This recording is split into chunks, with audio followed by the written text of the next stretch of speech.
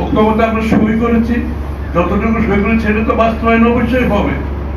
সেটাকে আপনি legal shape দেন আর না দেন, আমাদের পক্ষ থেকে যখন আমরা সই করেছি আমাদের কমিটমেন্ট আমরা কিন্তু পালন করব এবং তার বাইরে 31 দফা পালন করব, যাতে করে নির্বাচন প্রশ্নবিদ্ধ না হয়। আজকে যাদের নিয়ে প্রশ্নবিদ্ধ হচ্ছে তাদেরকে তো রাখা যাবে না, তাদেরকে সরিয়ে দিতে হবে।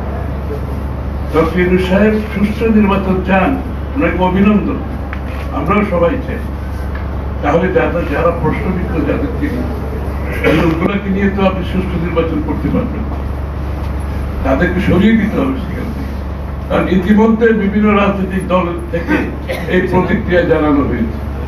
এই প্রতিক্রিয়ার পরেও যদি অব্যাহতভাবে এই সমস্ত সরকারের অভ্যন্তরে যারা আছে দেশ পরিচালনা, তারা যদি সেখানে থাকে, আপনার সব চেষ্টার পরও নির্বাচন কিন্তু প্রশ্নবিদ্ধ হওয়ার সম্ভাবনা।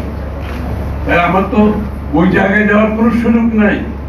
যে তত্ত্বাবধায়ক সরকারের দাবিটাই ছিল এই কারণে দিচ্ছেন না, ওনারাই পরিচালিত করবে, তাহলে তো ওই অপেক্ষা করার কোনো প্রয়োজন নাই। আপনি সিগন্যাল মেসেজ তো পরিষ্কার হতে হবে যে ওনারা ওনার তত্ত্বাবধায়ক সরকারের আদলে অলরেডি পরিচালিত দিকে যাচ্ছে, এই সিগন্যাল তো দিতে হবে।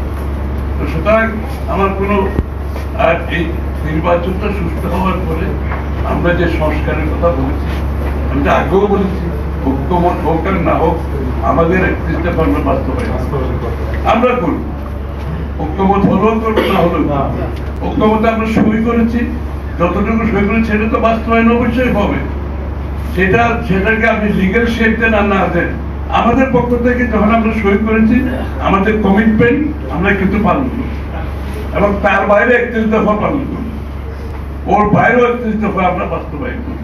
সুতরাং আমাদের পক্ষ থেকে সংস্কারের ব্যাপারে অবস্থান পরিষ্কার। অন্যদের অবস্থান ওনারা বলতে পারবে, আমাদের অবস্থান কিন্তু খুবই পরিষ্কার। আপনাদের সকলকে ধন্যবাদ।